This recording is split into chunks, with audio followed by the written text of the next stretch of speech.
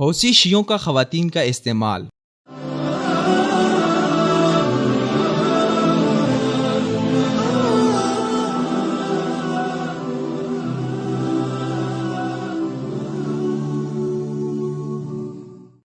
میں ایران کی سرپرستی اور تعاون سے مسلح بغاوت کرنے والے حوثی شیعہ باغیوں نے مقامی لوگوں اور حکومت وقت کے خلاف جنگی کارروائیوں کے لیے اوچھے ہتھ کنڈے استعمال کرتے ہوئے عورتوں کا استعمال شروع کر دیا ہے۔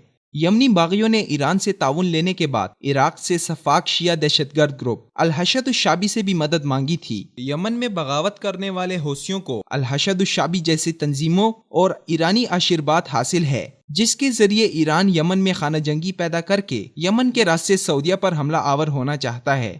یمنی حکومت کے خلاف حوثیوں کو اکسانے والے ایران نے انہیں ہر طرح کی مدد فراہم کی ہے، اور اسی سلسلے میں حوثی باغیوں کا سربراہ عبد المالک حوثی کے اعلی کار کئی بار ایرانی اور عراقی شیعہ رہنماؤں سے ملاقات کر چکے ہیں، جن میں ایران کی بیرون ملک آپریشن کرنے والی فورسز کے سربراہ جنرل قاسم سلیمانی، علی سیستانی اور دیگر شیعہ رہنما شامل ہیں، جنہوں نے حوثیوں کو مکمل سپورٹ فراہم کرنے اور گائیڈ لائن دینے کی یقین دہانی کروائی اور ان کی سرپرستی کر رہے ہیں۔ حوثیوں کو یمن میں سخت پسپائی کا سامنا کرنا پڑ رہا ہے۔ اب باغیوں میں مایوسی ہے اور ان کے جنگجو اس جنگ سے بیزار ہو کر گھروں میں بیٹھنے لگے ہیں، جس کے بعد حوثیوں نے نہایت غیر مناسب اقدام کرتے ہوئے خواتین کے لیے خصوصی تربیتی عسکری کیمپ کھولے ہیں، جن سے ہزاروں خواتین اور لڑکیاں وابستہ ہو گئی ہیں۔ یہ نئی پیش رفت حوثیوں کی جانب سے ہزاروں بچوں کو بھرتی کر کے انہیں لڑائی کے محاذوں پر جھونک دینے کے بعد سامنے آئی ہے۔ باغی حوثیوں کی قیادت کے نزدیکی ذرائع نے انکشاف کیا ہے کہ صنعاء کے ایک اسکول کے میدان میں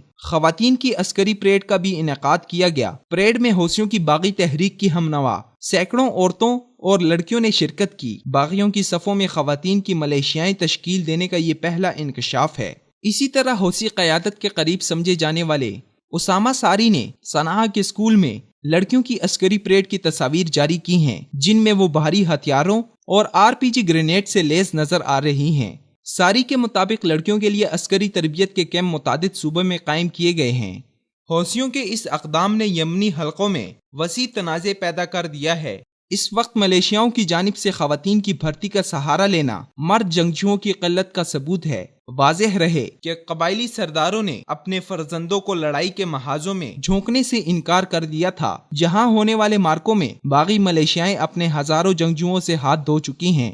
بعض حلقوں کا خیال ہے کہ خواتین اور لڑکیوں کی بھرتی کے انکشاف کا مقصد قبائل کو اس امر پر اکسانا ہے کہ وہ اپنے فرزندوں کو لڑائی کے محاذوں پر بھیجیں، گویا کہ یہ اقدام ملیشیاؤں کا مورال بلند کرنے کے لیے ہے، بالخصوص جبکہ اکثر قبائل نے سرکاری فوج کے خلاف باغیوں کی لڑائی میں شامل ہونے سے انکار کر دیا۔